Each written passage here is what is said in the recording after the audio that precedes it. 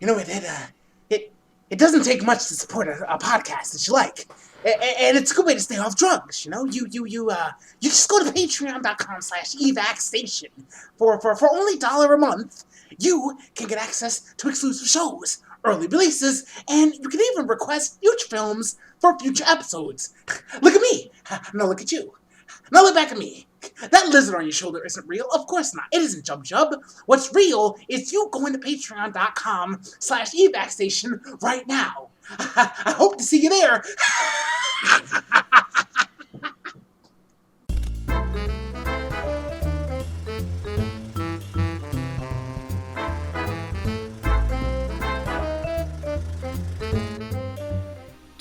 Do you think podcasters dream? I'm Detective Waseska, and I'm joined by Lieutenant Metters, and this is the After Credits Podcast. Fucking hate you. Oh god, that was really good. Damn it. That's what I get for not reading the script ahead of time. If you want to follow this show on social media, that's Tumblr, Twitter, Facebook. We also are on various platforms of choice. You can go to Patreon, you can go to YouTube, Peepa, iTunes, Google Play, Stitcher, TuneIn, and Podcast Addict. Not Drug Addict, Podcast Addict. There you go. To find us on all those different platforms. And if you want to reach out to us directly, not to request email or ransom, not to request drugs or ransom, but to email us questions about films or just life in general. Ryan, what is that email? That email is 25% of the weight uncut. I'm sorry. Excuse me. That's evacstation@gmail.com. Indeed. I want to get to that here in a little bit, but before we do, we have a quick little segment we like to call What You Watching? A little segment where we go back on the past week and talk about what we've been doing, watching, what have you. Ryan, what have you been watching? Well, this past week was a bit of a rough one for me because I was actually battling a sinus infection, so I didn't get to watch a whole bunch of stuff. But it left me to play a game that I bought a little while ago off a recommendation. It was $10 at GameStop, and I think it's fantastic. It's Titanfall 2. Have you ever heard of it? I have heard of it. I've heard it's the better of the two, and it's got a good campaign to it. Is that all true? Yes. I originally heard of the original Titanfall, which made its bones off of the multiplayer engine. I mean, it's a standard FPS with like some fun, crazy movement engines and things like that. Fun fact: Apex Legends is actually built off of the engine, the physics engine that's used in Titanfall. I was like, isn't that the Source engine? Yeah, the Source engine. But the big criticism about the original Titanfall was that there was no fucking story to it. So Titanfall 2 said, all right, we're going to take what you said and fucking go 18,000 yards with it. So the storyline in and of itself is fantastic. The solo player missions are amazing. There is a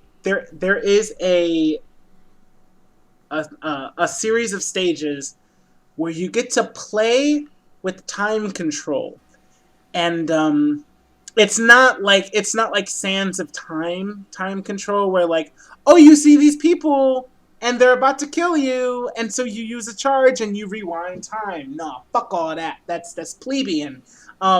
It's where you're running around and you see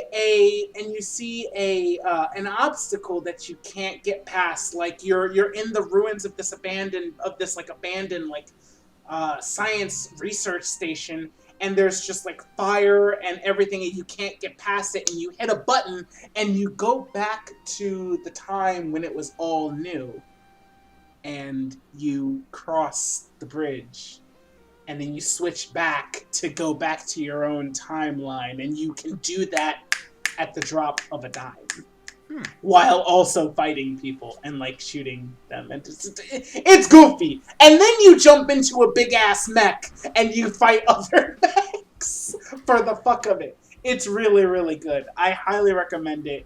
It's, like, anybody could probably find it at GameStop for, like, $10. It is well worth the investment. Yep, I think you can get it for pretty cheap now because it didn't sell super well, but that's EA's problem for releasing it the same week as Battlefield and Call of Duty, and fucking EA, you're a bunch of idiots. Anyway, yeah, I've heard a lot of good things about it. Heard a lot of good things about it, so I'm definitely wanting to check that one out. Ryan, I have had a week. Have you? Yep, so I have no update for Bloodborne. Bergen North is kicking my ass right now, so I took a little bit of a break. Because Ryan, I've been falling behind on my Smash Bros. Game a little bit because a stage builder came out when Joker, the update for that came out, and I gotta say, this stage builder is a lot more fun than I originally gave it credit for. It took a little bit of learning curve, but I have currently made. I have a list here, and let me count them out real quick. 1, 2, 3, 4, 5, 6, 7, 8, 9, 10. I've made 11 stages. Okay. Well, please, pray tell us about some of these stages. Well, okay, so 2 of them are based on a Persona 5 arena and a Persona 5 dungeon and a Persona 5 boss fight.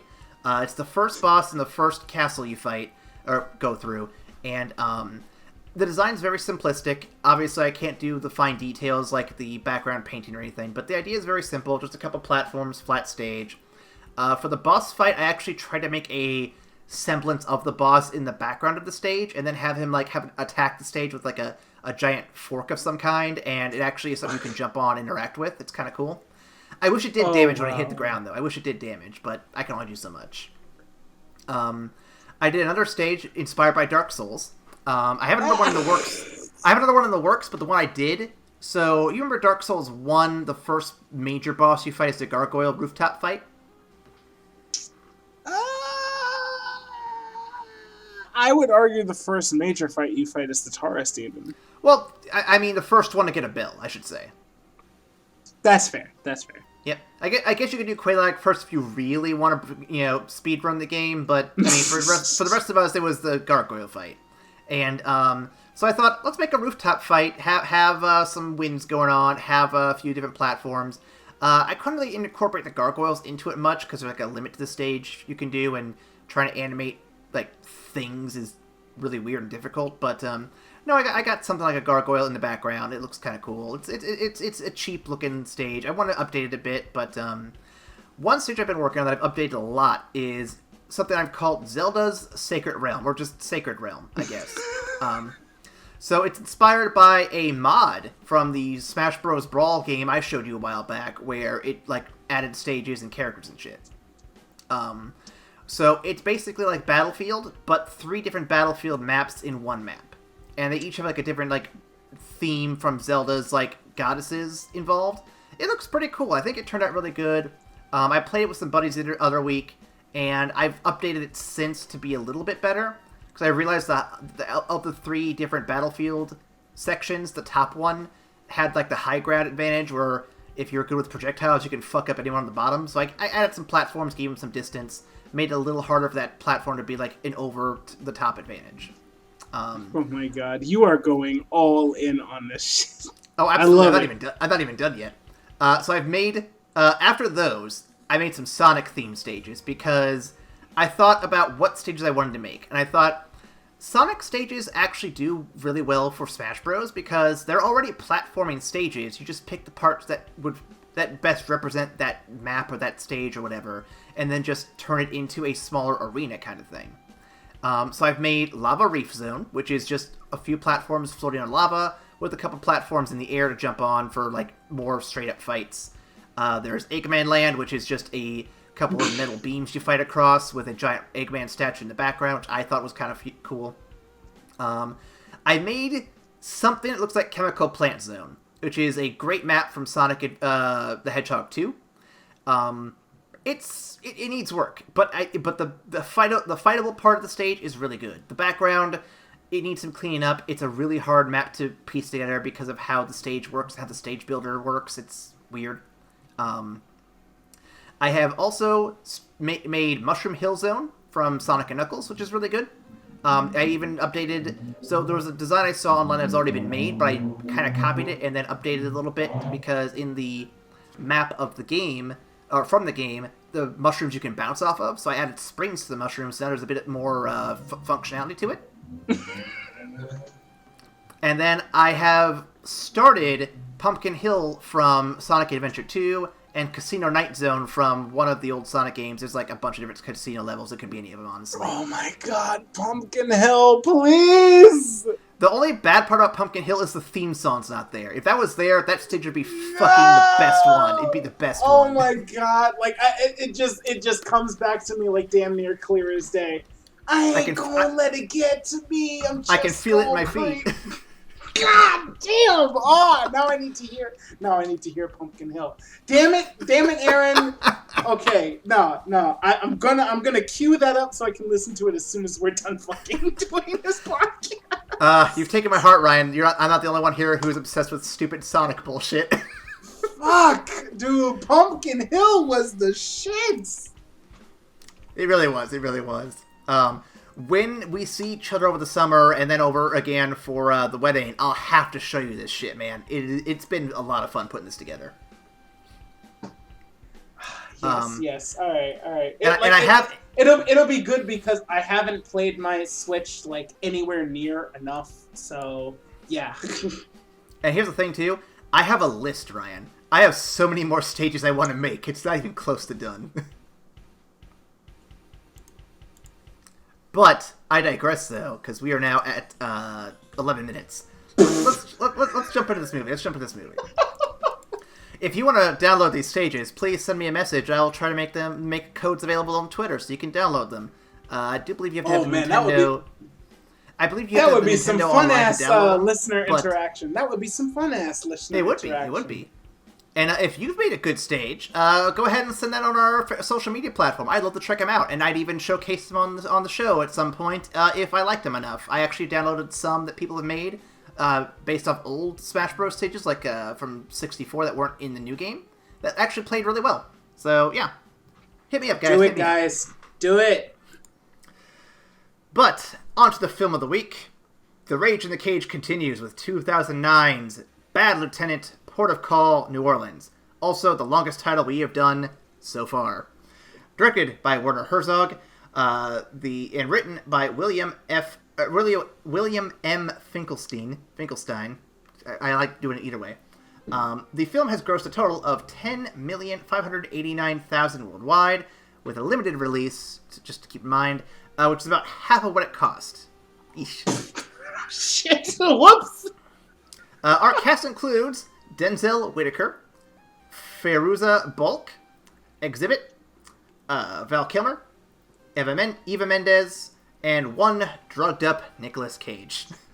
A pre-fun fact, Nicolas Cage actually, despite popular belief, Nicolas Cage actually did this movie completely dry. He was not drunk, he was not on drugs or anything. It was just completely a state of mind and acting that he put into it. Oh, I don't doubt it.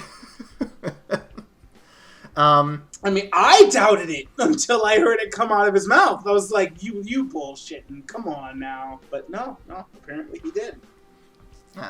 People doubt him, but he actually is pretty good at his craft. In a weird, unique way, but still good. There are some awards to this movie, of course. We have the Dublin Film Critics Special Jury Prize. We have a Venice Film Festival Special Award for the director himself. And a Toronto Film Critics Award for Nick Cage as Best Actor. That's fair. Mm-hmm. Those are all very fair. They are very fair. They are very fair. Alright, so I believe I got some fun facts for you guys. Only 2 of them this time. The first one's a bit of a long one. In a June 2008 interview with The Guardian, Abel Ferreira, director and co-writer of the original Bad Lieutenant, which came out in 1992, said, "Finding out his movie was being remade was a horrible feeling, quote unquote, like when you got robbed. And those involved in the remake should all die in hell." He also wondered how Cage can even have the nerve to play Harvey Keitel, and called screenwriter Finkelstein an idiot.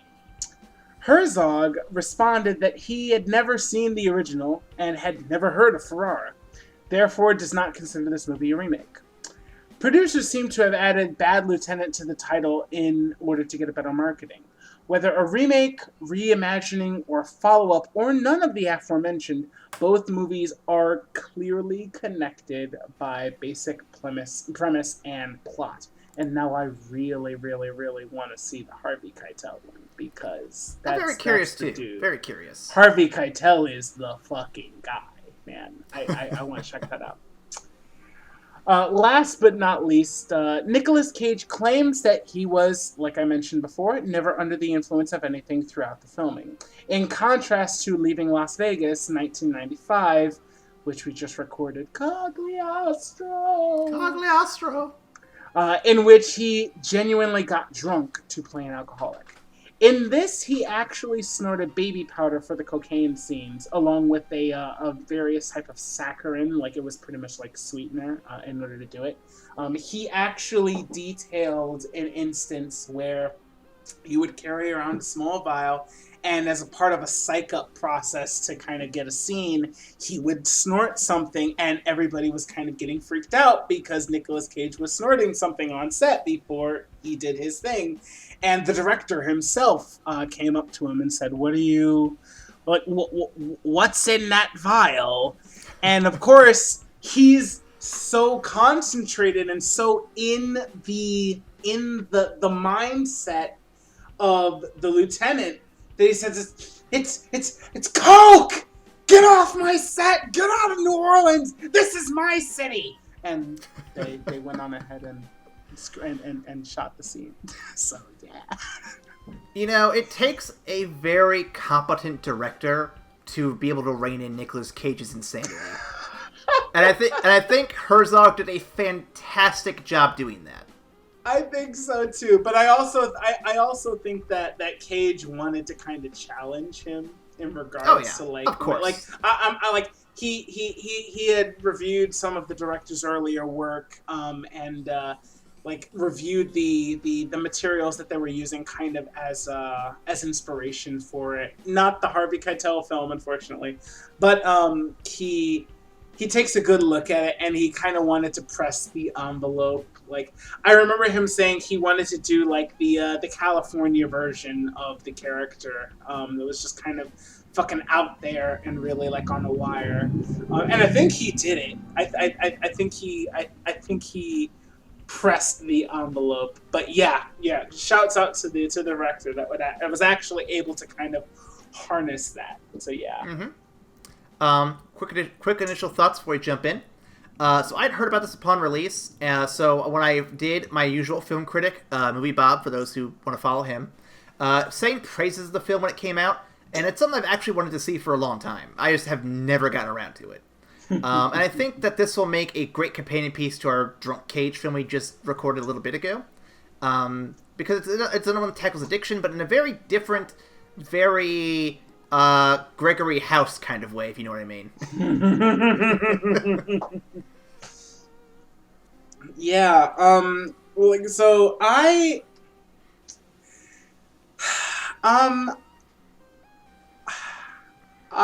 don't know how to feel about this movie.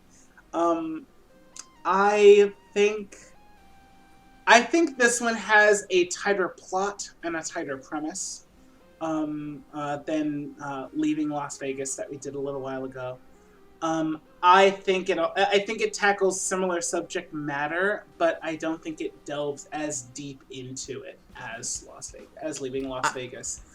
I enjoyed it, but I think it's a little shallower than the work, and the ending kind of leaves a bit to be desired for me personally. Although generally when we do our discussion, I leave with a deeper fucking like introspection into the movie that we were talking about. So I might walk out loving this fucking piece. As of right now, initially it leaves a little bit to be desired, but it was still a very interesting film. I cannot wait to get to it because I actually did a little bit of reading to kind of get a better grasp on the ending. Yes, I think all right. You're gonna like what I found. You're gonna pull me in. You're gonna pull me in. I see you. Let's jump in.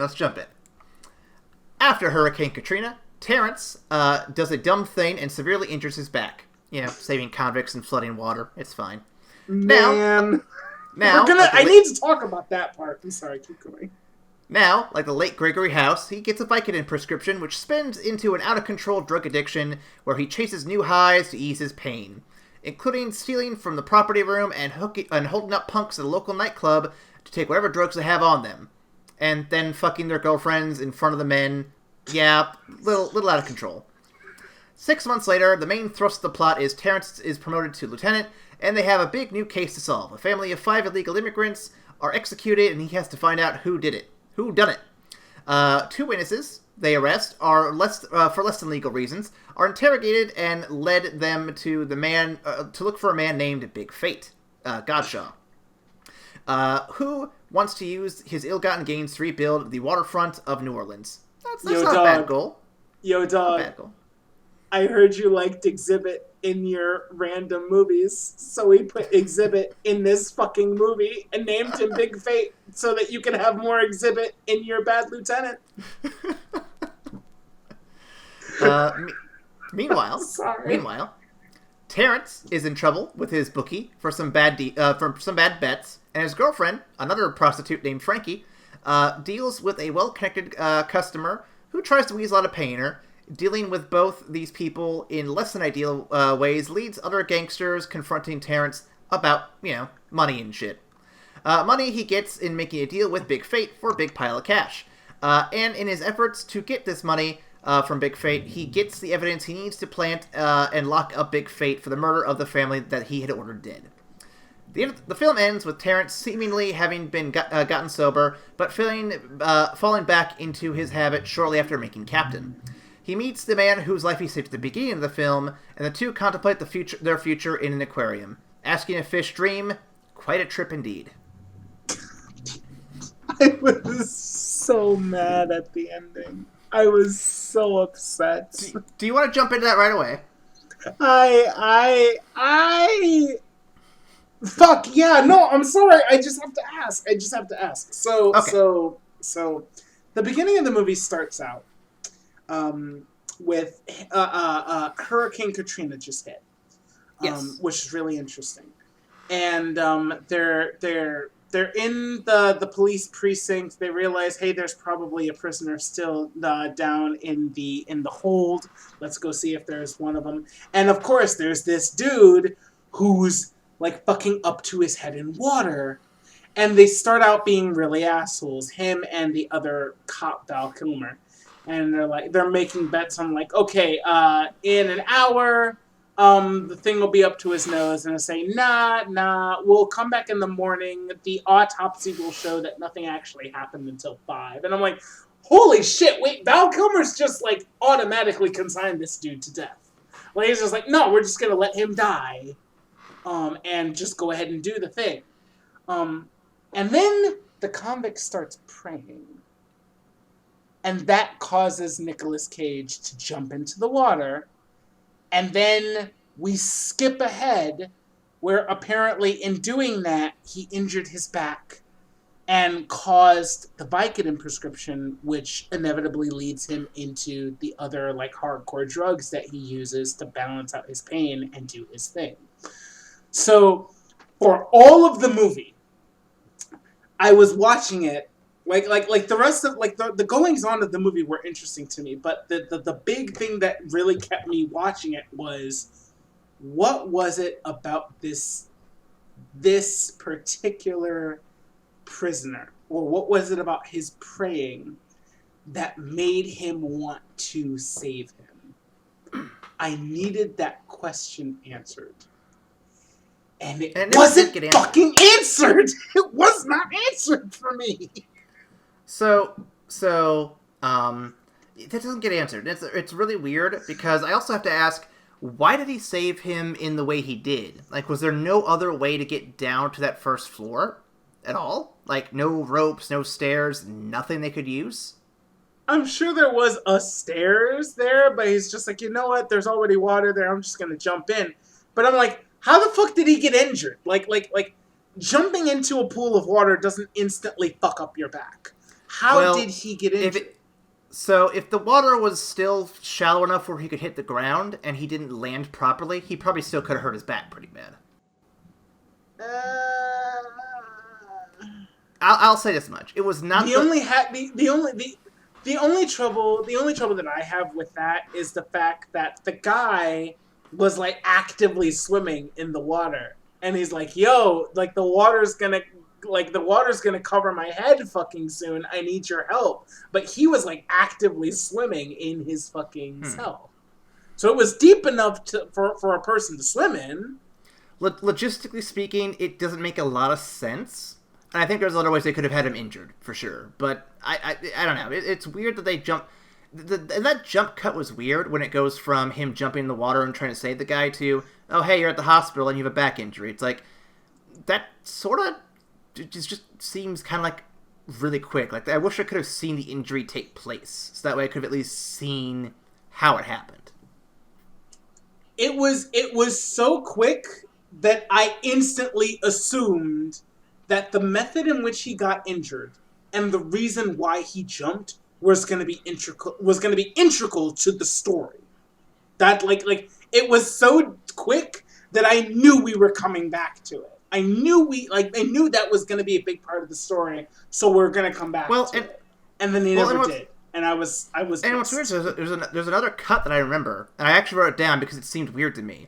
So when he's holding the fish in that one first house he goes to, where the murders took place, he's just holding the fish up for a minute and looking at it.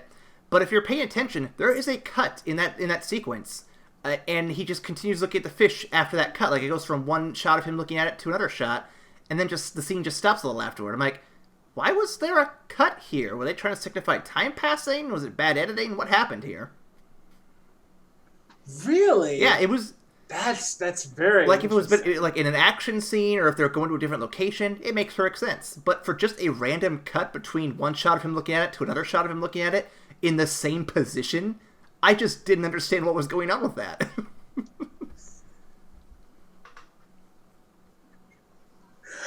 You know what? I mean, there are a couple of shots where McDonough has just lost his fucking mind, and there are parts of him that are just hilarious. So I feel like the fish one was originally just like kind of like him staring into the rabbit hole, like just like at the beginning of like him like kind of starting to lose his mind, because that like the fish scene that you're mentioning is essentially when they come across a crime scene that they spend the majority of the movie trying to solve. And at that point in the movie, in the beginning of the movie, he pretty much has a good handle on it. Like he's doing hardcore drugs. Yes, he's doing the Vicodin. Yes, he's stealing shit from the property locker. But like you're led to believe that like towards the beginning of the movie, like he's got a good handle on it, and it's only when like the hundreds of plates that he's spinning start falling throughout the course of the movie, that's when shit just starts going fucking nuts. But I think like him looking at the fish kind of signifies that like the beginning of that. So yeah, because it's after he looks at the fish.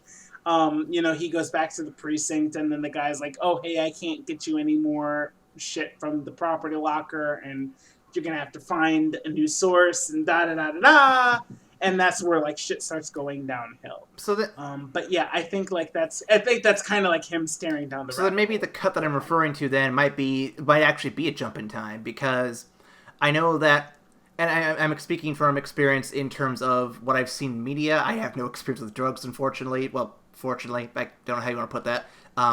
But so in the game Metal Gear, for example, you smoke cigarettes, quote unquote, cigarettes. It could also be marijuana. There have been debates on it. But he smokes to pass time. And the same thing happens in Deadly Premonition, where if you want to pass time in the game, just light up a cigarette and watch time fly by. So maybe the fact he's so high out of his mind, time is just kind of, he's losing time. And so he has no idea what's happened in the space between looking at the fish at the beginning and walking away from it. And so there's just this big gap in time he can't remember. It's quite possible that there's actually a lot of validity in that theory, because you see that happen a couple of times where like he'll just stop and stare at something for a while. And you have no idea how much fucking time just passed, but for the viewer, like, a lot of time has passed because he's just staring there looking at a fucking lizard or at a breakdancing person. His soul, like, it's still dancing. What is happening? His soul is still dancing. We're gonna save that. Yep. We're gonna save that because that shit had me rolling. But yes, I will say, I think there is I think there is validity in what you're saying. With that being a possible passing of time. It's really interesting that, like, it might be like a brief little aside for the people who notice cuts, because if there was a cut there, then it was really, really fucking smooth, because I missed it. I straight missed it. But yeah, if you notice the cut there, yeah, I could definitely see that being kind of like a subtle nod from the filmmaker to, like, the more attentive audience that, like, hey guys, this is going to be a thing. Him staring at animals is going to be a thing. So just sit tight. So speaking of animals, the film goes into the perspective. So let me roll back. There's a scene where he goes to speak to some patrol officers in regards to a speeding ticket, and after the conversation happens, the camera then goes to the perspective of a nearby alligator watching these cops, like, just do whatever they're doing. Was that part of a hallucination? Or was that, if not, was there a purpose to that shot? I'm trying to figure that out. I have no fucking idea. I think that was the first, like, shot that I was, like, really shocked at, because it was just like, is that a real fucking gator? Like, so I think it's prudent to say that the beginning of the scene is that they're rolling up on a vehicle accident where, like, you're led to believe that an SUV hit a gator in the middle of the highway and flipped and had a big ass accident. Dude, I could believe that. Yeah, so you come across, like, this dead alligator. And then you pan up and you see, like, a flipped car, and the state troopers are there, and then, you know, McDonough comes out and he's going to talk to the lieutenant in charge there. And that's how the scene starts. And then it goes to the point of view of another nearby alligator that's off the road just looking at it. And my first thought was, is that a real fucking alligator? I think it was. I think I read somewhere that Herzog actually did record footage, like, just like random wildlife footage and other B-roll stuff to add to the film like that. It 100% was. And I'm sitting there, I'm like, what cameraman was fucking bonkers enough to get this close to a real live alligator, strap a fucking GoPro on it, and was just having a ball. I couldn't believe that they actually did it. It's the first, like, real animal POV shot in the movie. And so, as opposed to what it represents, I actually have no idea. I honestly have no fucking idea what they were trying to say. I have a wild ballpark theory here. Please do. Come at me. What if it's the soul of the gator? What if it's the soul of the dead gator from the road? You know what? It could be. It just could be. He just turns around and is like, oh no, that gator's soul, it's still dancing. Be like, man, I just fucking died. That was crazy. Let me just crawl on off then. Fuck it. I'm like, what the He's like, later, gator. What is happening? Later, gator. Get out. Nah, sir. I'm sorry. Going back to that moment, though. So, I kind of looked at that. So, when the scene showed up, Amanda was still watching the movie with me. And I pointed that out. I'm like, you know, we see deer accidents here all the time in the Midwest because deer are everywhere. I've never thought about it, but gator accidents in Florida and other, like, coastal regions down south, that has to happen all the fucking time, right? I could see that. Yeah. And I feel like gators would be worse for you, because a deer, they impact the upper part of you. You're not going to flip over a deer, probably. It's a lot of damage, sure, but, I mean, it's not going to... You're just going to hit it, and that's going to be the thing. But a gator, though, it's like a big rock, and those scales are fucking tough. That's going to fuck up your car way worse than a deer ever would, right? It's like a fucking moving, like, big-ass speed bump. It's just gonna throw your entire undercarriage in disarray. Like, if there's anyone out there who suffered from an alligator accident and survived, please let me know in the comments. I want to know, like, how bad that gets, because... and survived. I mean, it looked like the people in this one died, so... I know. I just the way you threw it in there was just like, fuck. All right. Okay. Also, so the way you worded that, like, you know, at this point, Amanda was still watching with me. Did she give up on the movie at some point? So I started this movie, and she even told me up front that she was not going to be fully attentive for this one because she was going to work on other stuff, but she was there for probably the first half of it, give or take.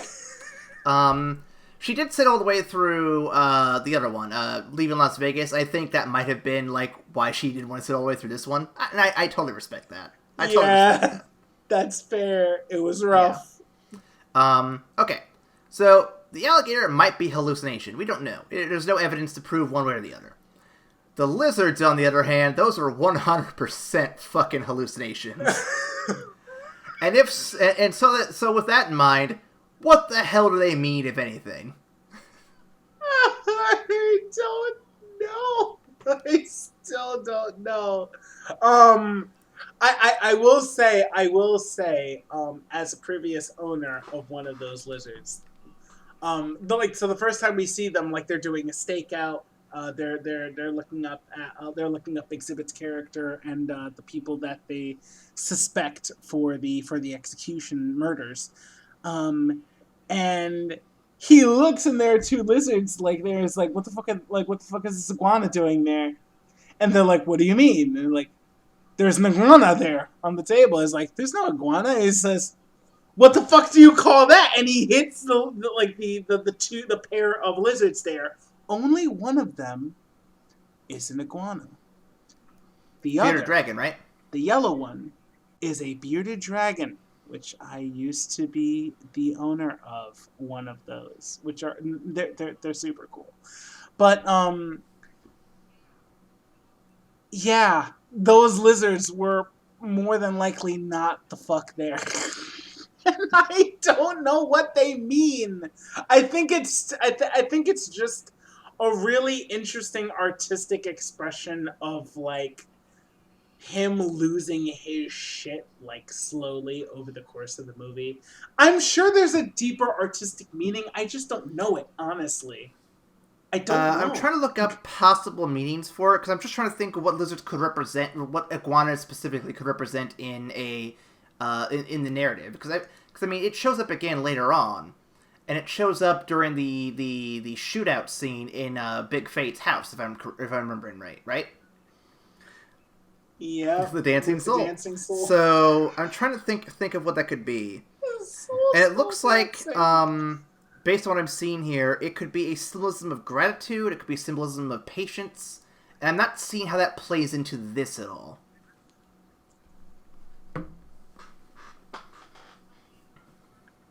I mean, they were in the midst of a stakeout, which requires extreme patience, but I don't know. I feel like I'm reaching on that one. I honestly have no idea. Outside of the fact that McDonough's just fucking insane because he's on, like, about 8 different drugs at this point, and his world is collapsing around him. Yeah, things unravel really quick and then kind of ravel back together really fast. It's kind of weird. Speaking of hallucinations, do we want to do the dancing soul now, or do we want to come back to that? I mean, we can. I don't have too much to say on it, except that it was fucking hilarious. Like, so I remember reading the line, shoot him, his soul's still dancing. And I think I read it, like, on a quote or something for, like, something I was going to try to do for trivia, but I obviously couldn't figure out how to put it together well. So I'm like, I wonder how that plays into this. And so when we actually get around to seeing it, I'm looking at this, I'm like, oh my god, this is so goddamn ridiculous. What the fuck am I watching? Oh, I thought it was absolutely hilarious. Because, I mean, like, it bears saying that McDonough and the rest of the people are smoking crack at the time. So, he's high out of his fucking mind. And, of course, there was just a shootout. And, like, the guy that was trying to bilk McDonough for, like, $50,000 is, like, just got shot by some skillful manipulation on McDonough's part. But he's like, shoot him again. And he's like, why? He's like, because his soul's still dancing. And I'm like, okay, so he's obviously fucking high. But then as the camera keeps panning, you see a younger dude in what clearly looks like a mohawk, but the same clothes as the older guy, fucking breakdancing to music that's playing, like, in the background. And I'm like, what the fuck? He's literally seeing his soul dance right now. And you just keep cutting back to McDonough's, like, face where it's just, like, looking at this dude dancing. And I'm like, I'd love to live in that guy's head for, like, 5 minutes just to see what the world looks like in his twisted, depraved way. It's just so fucking weird. It was ridiculous. And I will say, as somebody who's done acid, I've never seen a soul dance, but you do get to see some interesting shit. And I don't think I've ever seen anything that, like, ridiculous. I think some of the most vivid things that I've seen was walking along the shoreline.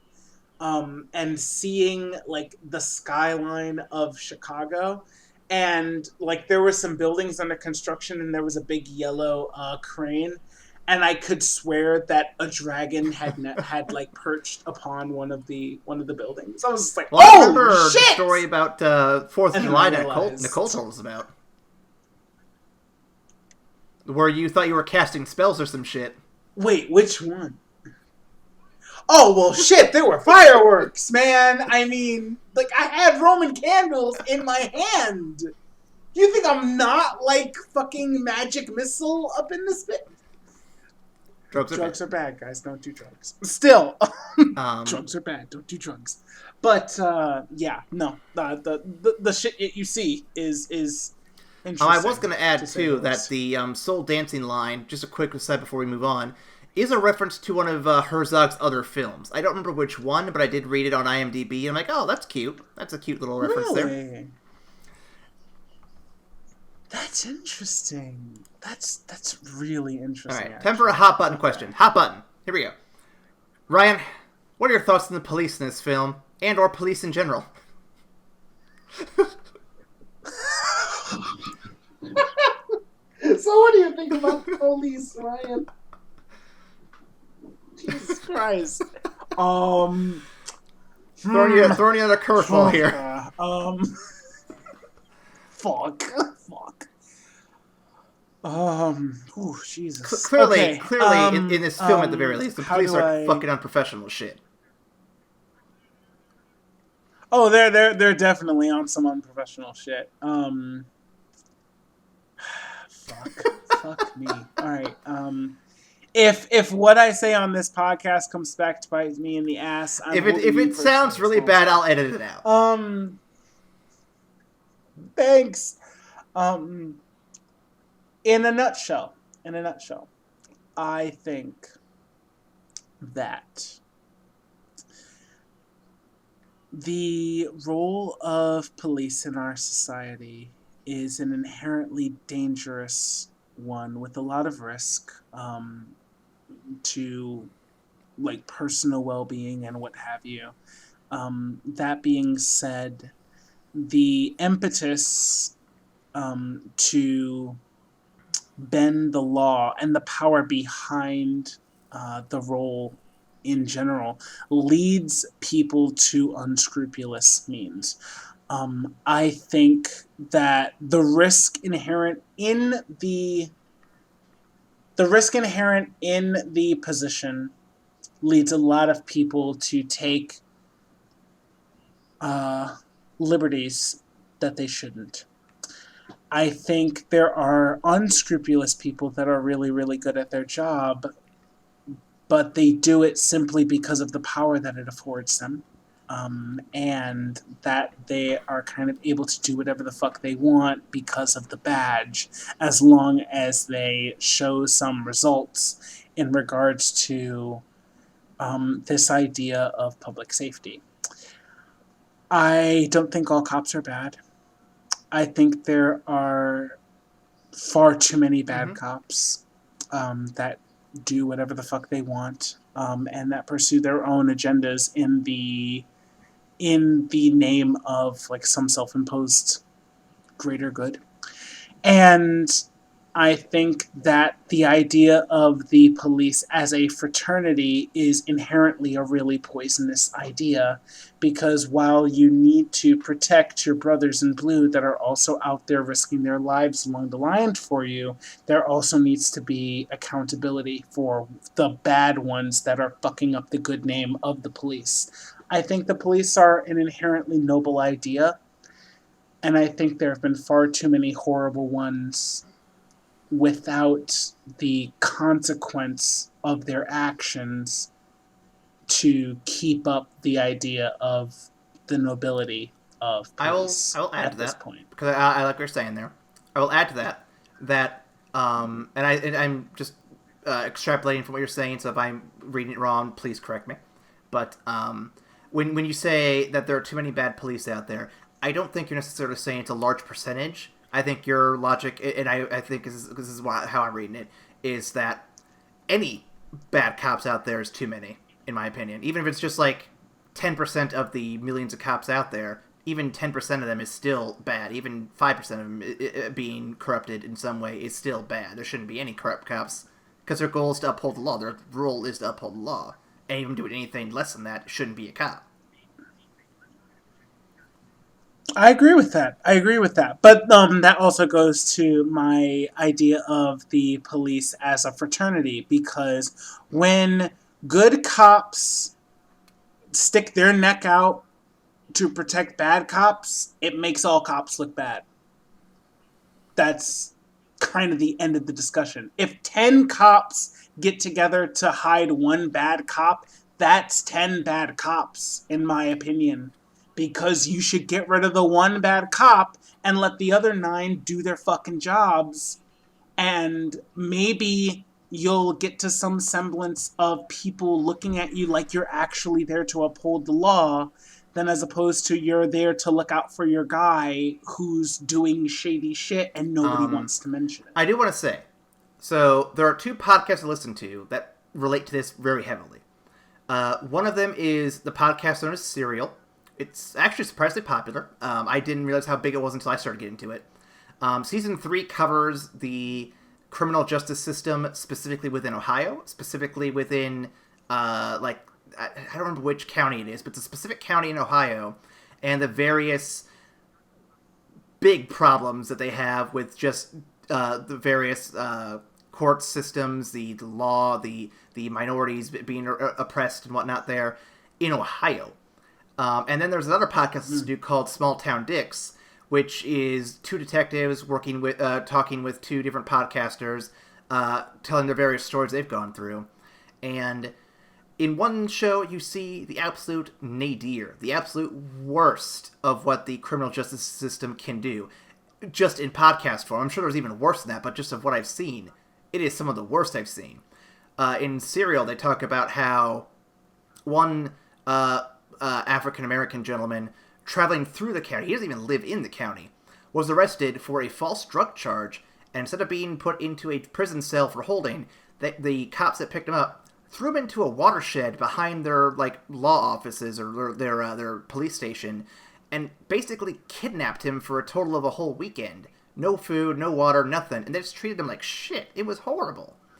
He tried to sue, and the county can't even give him money for it because the county's broke for all the other lawsuits they had to fucking deal with. Meanwhile, on a more positive note, you hear the two detectives in Small Town Dicks talk about all the different crimes they've gone out of the way to help, including various corrupt cops who they had to who led investigations against for raping various people around small towns, and doing a damn good job putting them behind bars and getting them off the streets because they should not be out there. So it's just very interesting to hear two different sides of the story. And if anyone is interested in that stuff, I highly recommend hearing these stories because they shed light on both sides of the issue that are very much worth talking about. I know it has nothing to do with this particular film directly, but when we talk about corrupt cops, which is a large part of this film, that is something definitely worth looking into, for sure. Yeah. I mean, like, I'm not gonna, and I mean, this, it holds particular weight for me as a black male as well. And I personally haven't had any run-ins with law enforcement that have gone like crazy, but the fact that my heart rate spikes every time I see a police car is indicative about something in our society, and that's all I'll say about that. But I'm not going to be the one that sits here and tells you that every cop is bad. I'm absolutely not going to be that. I know that there are bad people in our society, and I know that the police and the statute of the law is meant there to uphold innocent people, to keep innocent people free, and to prosecute the ones that are poisoning our society. I'm down with that. I'm 100% down with that in theory. In the application of it, however, you have less than scrupulous people who see that system in place and do everything to take advantage of it. And because it's not a perfect system, there are a lot of ways to take advantage of it. There are smart people in that system that make it their job to get over on every single person that they can. And unfortunately, when the system fucking bends over backwards to kind of keep prosecution from some of those bad apples because of the horrible press it will put on the system in general, it puts distrust on the entire system.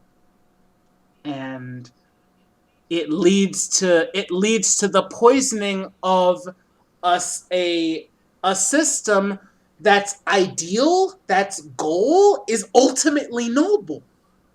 But because of the actions of key bad individuals and of the system to try and protect key individuals, the whole thing gets corrupted just by association.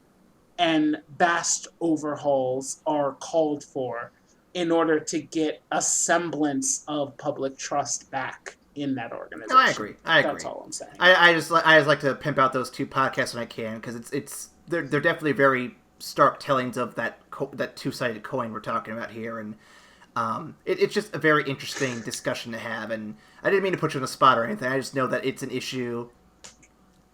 You are swinging today. I didn't have. I've never had to actually put that into words. I thank you for asking me to go there. See, that's what I love about this podcast. Every now and again, we get to talk about fun, geeky shit that both of us love, and that's always a great time. But every now and then, you ask me some shit that I really have to think about and really have to put down, in a solid stance. And it makes me solidify that on a personal level, and I appreciate that. And I like to think that films and media in general open a window for you to do that. And I think that's why I think that's why putting these conversations, these questions together from these films is kind of easy for me because it's it gives me little holding points. It's like rock climbing a little bit. Each one of these questions is a different grip on this wall of a movie, and I'm just kind of climbing to the top to see where this conversation goes. It's really interesting to see where it leads. So, okay. So I think to round that back out, the police in this film are a great representation of the police in real life. So let's move on. Let's see. Next one. Frankie has a character arc. The prostitute, she has a character arc in this a little bit, where she actually joins AA and sobers out and actually kind of changes by the end. It's kind of it's not what I expected from her character. I liked it a lot. I don't know. What do you think? Was it a good character arc? Do you think it was earned? What are your thoughts? I mean, it completely surprised the fuck out of me. Like, I was happy with it. I completely did not see it coming, but at the same time, it makes sense. You know, like we're kind of dragged along McDonough's perspective, and like we're following him as the various hundreds of plates that he's spinning keep falling, and we see him trying to catch them as they fall in haphazard fashion. And one of those things is like, well, these mobsters are threatening Frankie unless McDonough gives him $50,000. Well, I have to stash her somewhere. I can't put her in my house because I don't want them to know where I live. I'm gonna put them in my dad's house. My dad, who is a recovering fucking alcoholic, and his wife, who on the low is drinking beer all the fucking time and possibly doing harder shit. Yeah, I'm gonna stash her here. And the last thing, and of course, like every time you see McDonough and Frankie together, Frankie's like, do you have something for me? And like, I've got some Coke, I've got some this, I've got some that. And they're always like in it together. But him bringing her to his dad's house is like the last thing I expected was for her to kind of hit recovery, because like you see his dad saying, you know, like at the beginning, like I can't have her here, like honestly, I'm in no type of shape to take somebody on. You know, I go to a meeting, I come back home, I sit on the couch, I wait for the next meeting.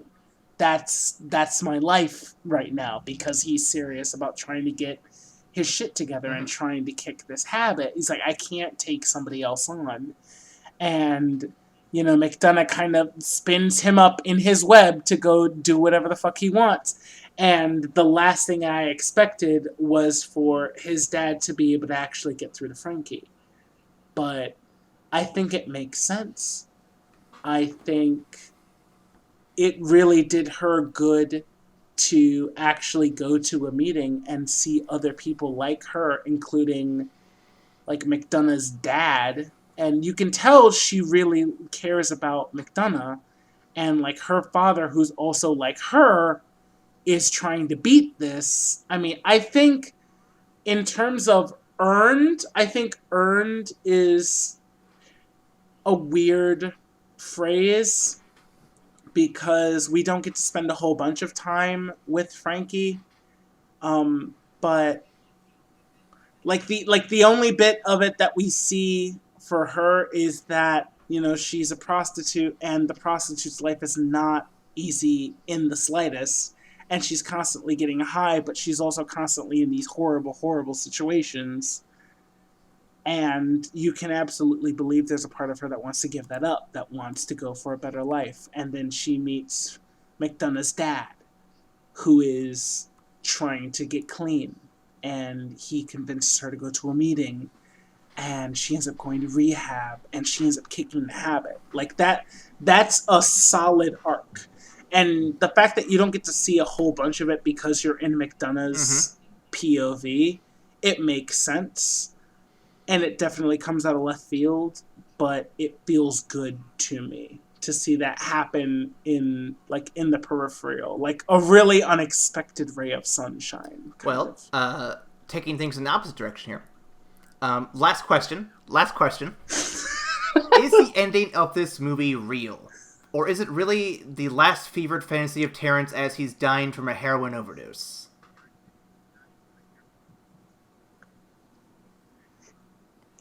Yeah, this ending is where it all falls apart for me. Allow me to explain. This ending is where, because I did read a theory, and I actually really like it, and I think it works pretty well.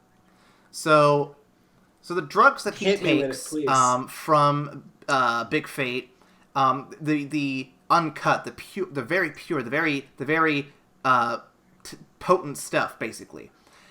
They said if you can overdose this very easily and die pretty easily as well. My theory, not my theory, but the theory I read, which I actually really like, is that the reason everything goes so well for Terrence after making the deal with Big Fate is because he did overdose. Think about it.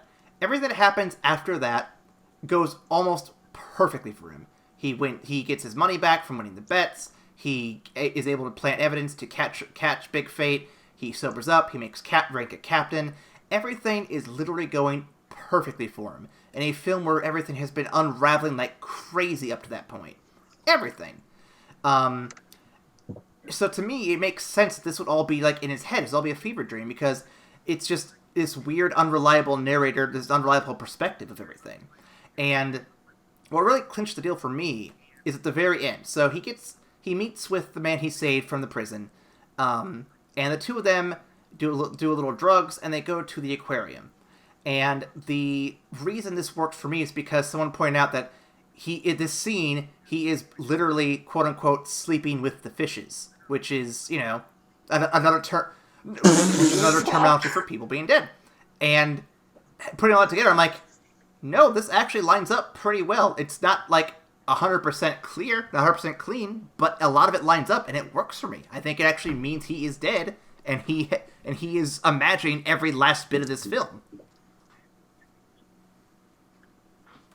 And now it makes me kind of go back and look at the rest of the film and ask what of this movie was real? What actually did happen? Because can we really rely on anything that Terrence has seen or said or brought back to the audience at all? I don't know if we can. I'm willing to extend. I'm willing to extend the suspension of disbelief to the majority of this movie. I 100% agree that after his soul is dancing, everything works out far too well, far too fast. Like to the point where I'm just like, wait, like I'm waiting for the fact that he's dreaming. I'm waiting for him to be dreaming. The only thing that keeps me from wholeheartedly buying into it is that after all this shit and he actually gets promoted to fucking captain and Frankie is pregnant and everybody is clean and they're not even drinking wine and all this, that, and the other, he's back at the hotel and he's like pulling up a line and the guy that he saved shows up. And he says, sometimes I have bad days. And the guy says, look, I'm almost off of work. I'm going to get you out of here. To me, that didn't read like I'm going to do drugs with you and we're going to hang out. To me, that read like a former addict who had gotten their life put together. They're gotten their life back together. Seeing someone in that hole and saying, hey, I'm going to get you out of here. I'm going to be with you and I'm going to help you through what comes next. So when they go to the aquarium and they're just sitting there, there was a part of me that's like, he's just staying with him to keep him from doing drugs. Like, he's staying with him because he's trying to help him out. But at the same time, I'm like, why did he start doing drugs again? Because he seems to have completely kicked the habit, and Frankie's pregnant, and everybody's clean, and he just made captain, and all of these things are great. So why did he start using again? Like, yeah, the ending in and of itself did not make sense to me. And that's kind of my only problem with the movie. That the ending felt super disjointed. It would make sense if he was just dying, but at the same time, I would want that to be clear. Absolutely. I would want that to be clearer if that is the case. Well, Speaking of being clear, if you have any questions for us to clear up with, you can go to Tumblr, Twitter, or Facebook to reach out to us. You can also go to our email. Ryan, what is that email? That email is, this is my lucky crack pipe. Excuse me, I'm sorry. That's evacstation at gmail.com. That lucky crack pipe is so fucking just off the wall. Fucking ridiculous, man. So now we get to the point of the show where we rank the film from platinum to shit and all the colors in between. This is a tough one because it has its issues, it has its problems. I don't think it's overall bad, but I do think it has some issues. And I'm trying to think. I think I know where I land on this one, Ryan, but I'm curious, where do you land? Yeah, so I think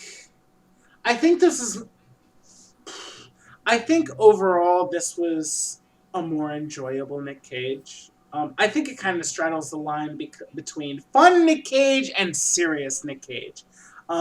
He definitely takes the role seriously, 100%. But I feel like the writing and the direction of the movie, it kind of straddles the line between serious and ridiculous. So it's like there are parts of it that encourage me to take it seriously, and there are parts of me that encourage me to disconnect and just be like, what the fuck is he doing? That's ridiculous. Why do we have this close-up of this goddamn bearded lizard? What are we doing here? That man's soul is actually dancing. So I kind of want to go middle of the road on this one and give it a bronze. I enjoyed the movie. There were parts of it that I had to pause because I was seriously like, God, that's embarrassing, but that's also ridiculous, and I don't really know how to take it. There are some deeper things to go into, but I don't think it's as deep as his other work would suggest. So yeah, I go with the bronze. I'll meet you on bronze, I think. I think that this film does introduce a lot of interesting ideas, a lot of really good film technique. I think that Herzog was a brilliant choice for directing the energy and manic insanity that is Nick Cage. But I think the film's structure is a little flimsy, and I think that the plotting is not all the way there. It's definitely a tighter plot than what we got with Leaving Las Vegas, but it's not cohesive in a lot of ways. And I think a lot of that comes down to the unreliable perspective we're getting, but I wish it leaned into that more to make that clearer. If it had leaned into that unreliable perspective concept, I think I could have given it a lot higher, for sure. Me too. With that is it for this week's Rage in the Cage. Next week, my favorite movie we're going to be covering for this season, because I've seen it before, I love it. We're going to do Face Off. I'd like to take his face off. Damn it! You know what? Honestly, cause so throughout the course of this series, the key Nick Cage movies for me were The Rock, Con Air, Face Off, National Treasure. When I think of Nick Cage, that's what I think of. But they're all fun. They're all kind of lighthearted. They're all kind of up in the air, and it's particularly the addition, our forays into Leaving Las Vegas and Bad Lieutenant, that really get into the depth of Nick Cage's work, and how much he actually thinks about the roles that he takes and that he portrays. So even the fun shit, you can tell he actually puts a lot of thought into. There's he actually pulls from a lot of different sources to actually put together his portrayal. And so I'm very interested to now revisit Face Off, because I love that shit. That's my childhood. But it'll be really, really interesting to see Face Off after I've seen Leaving Las Vegas, after I've seen Bad Lieutenant, after I've heard him talk at length his acting method about and whatnot. like German impressionistic notes in his acting that he wanted to explore, or operatic like facial expressions that he wanted to go with in terms of John Woo films, and like how Face Off was pretty much the brainchild of his earlier film Vampire's Kiss. Yeah, I'm very excited to go into Face Off thinking about all of that other shit. So next week's gonna be a doozy, guys. I hope you're as excited as I am. And if you want to see more Nick Cage after this, we might try to do this again next year, so please let us know what you want to see next time, and we'll make sure we get a very good list of highly requested Nick Cage films to cover for next year, because this has been a fun little side experiment, and I can't wait to get through it. And then after Nick Cage, I do believe we are hitting our Halloween season, which is going to be a great time. So tune in for those, and we'll see you guys after the credits. Bye.